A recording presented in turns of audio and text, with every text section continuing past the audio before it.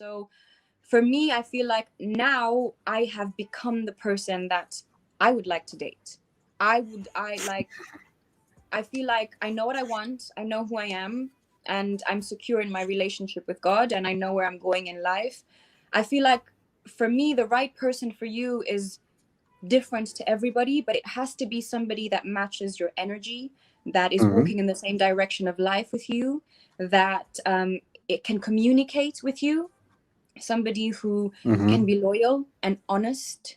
And then Mm-hmm. obviously everybody has their own little things that they add. They'd like him to be really funny or really smart or really this and that.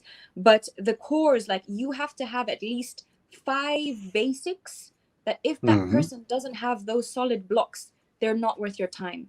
For me, for example, one of them is I need him to love God as much as I do, because I Mm-hmm. know you won't fuck with me if you love God, because you know who you have to deal with.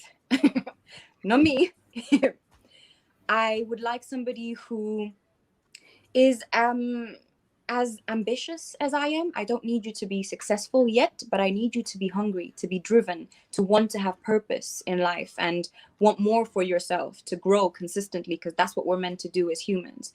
One of them also is I would like them to be really funny. I'm somebody who's very keen on like humor. I would rather you're really funny than really good looking, because when we're 80, we're both not going to Oh, look too good, but at least we can laugh.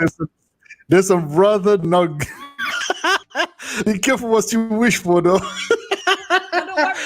Don't You worry. can find I was yourself going with to some have the foresight now. seriously with some golems. Yeah. You can't be just funny though. Like, okay. Gotta have a little bit of looks. I'm sorry. No, for real. Because you know what? All the guys that broke my heart were not even cute. So forget that. The Oh next my one, my God! husband has to How be. the hell can you break? Look. Look, brother. She gave you a favor by even being with you, and what you do, you act like you owe that. Well, the next girl you're gonna be messing around with is not even on that level, bro.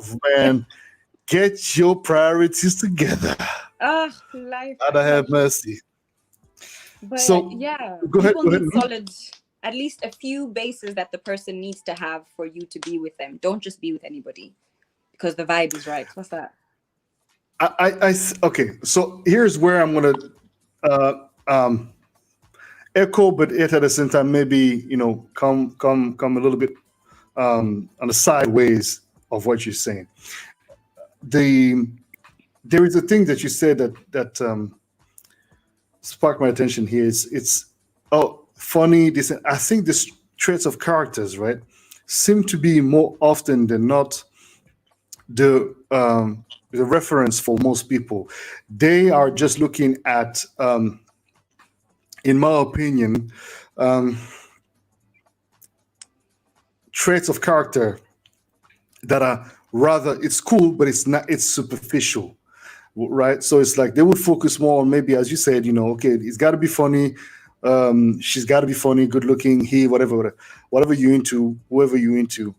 And the thing is that but however, where I echo you is, having a strong spirituality or having a strong sense of values, because you might not necessarily believe in God, but as long as you have values and you understand that, you want to live your life according to a certain standard and a certain Mm-hmm. level of quality, Mm-hmm. then that's good enough. And obviously, Yeah. as long as you don't dismiss it, that's another thing. In relationship, there's cultural differences. So that's another conversation. What do you think of those? Because I'm hearing a lot of conversation. As a matter of fact, I heard recently somebody talking about them having to kind of like consider breaking up with their partner or with the guy they were with because of cultural differences, and and he's black and I'm white, and we don't have the same culture, and for example, if he's doing certain types of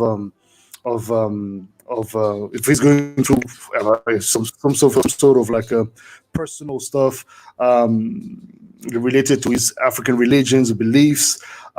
He cannot necessarily be with me around that specific time of the year, the month, etc., etc. And I'm like, well, but is that a reason for you not to want to be with somebody because they have their own practice and their own beliefs? I think that no, but it's not just that, but it's this is becoming such a thing where it's like people want to be matched with the absolute equal to themselves, and I think that's very, very unhealthy. If you ask me, because you can't never really find somebody that's going to be like you. You can find somebody, as you said, that have aspirations, that have these goals, that is driven. But I think it's very unhealthy, and that's where we're at. It's like whenever there's a little moment of challenge, there's no resilience, there's no desires to actually, Work on it. exactly. And so basically, if okay, if I'm funny and I'm all that, but out of the 10 or the 5 blocks you're saying is important, one is missing, but yet workable on. What is your position? I think for me, honestly, it depends what that block is. Like some of those are, I stand firm on them. Us having the same morals, values. It's a hard thing for me to say that I'm willing to be with somebody who doesn't match me on that, because he won't treat me the same way I would want to treat him. And that's just because you have different views on what you think is okay and what I think is okay. So those ones I wouldn't. But if it's something like, I don't know, the same way I said I'd like somebody who's ambitious, but he's going through a phase where he's struggling to even find his ambition because things have been really hard and he just needs motivation and a bit of encouragement. Yeah, of course. Like, I feel like you will never find like for me in particular, it would take a miracle for me to find someone who's half French, half Zambian and been through everything I've been through. Impossible.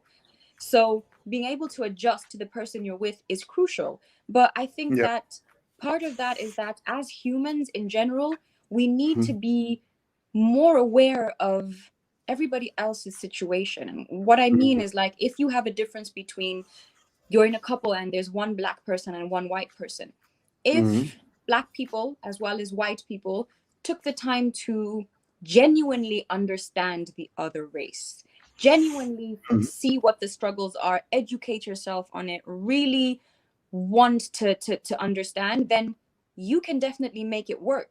Yes, there are big cultural differences that if you haven't experienced something, it's very hard for you to understand it. But this is why you have an opportunity when you're in a relationship and the center of it is love. Because if I love you, I am much more compelled to understand your pain or your situation or feel what you're going through. So this is an opportunity for you, in fact, to learn about another culture and be comfortable enough to adapt if you love this person. Because even if you have kids, they'll be half and they have to adapt. And it doesn't make it any easier, but the world is not getting any bigger. It's only getting smaller. So you have access to enough so that you can understand the next person. And I say this and people get very mad, but racism can go both ways. White people can be racist to Black, but Black people can be racist to white, because you don't want to understand that they don't season their food or teach them the same way. Not for real, like, just teach them, give them a bit of sauce and let them teach you to get places on time, my G. Like, there's things that on both ends we can gain from. So yeah, so it's this is interesting. So this is coming to yesterday I did a live with Keisha on his channel. So, and we were talking about is there romanticism in Africa? Are Black African men romantic? And we struggle to find any African men being able to of being romantic, and I mean, unless you know any, and unless maybe they've lived in Europe, where there's a bit more of a conscious about being in touch with your feelings here, right?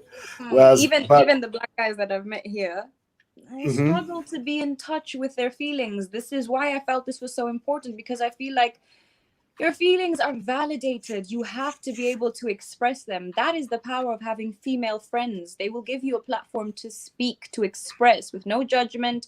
This is why there's even, and this is a whole other conversation, but this is why there's a very different perspective in male friendships and female friendships. Men are friends, and until a certain age, they don't talk about emotions. They're really just on the go. We're going to the gym together. We're which girls are we sleeping with? It's nothing deep. Only when they get older maybe do they start. But if you have female friends, they will poke and prod. Why are you feeling like that? But why would you do that?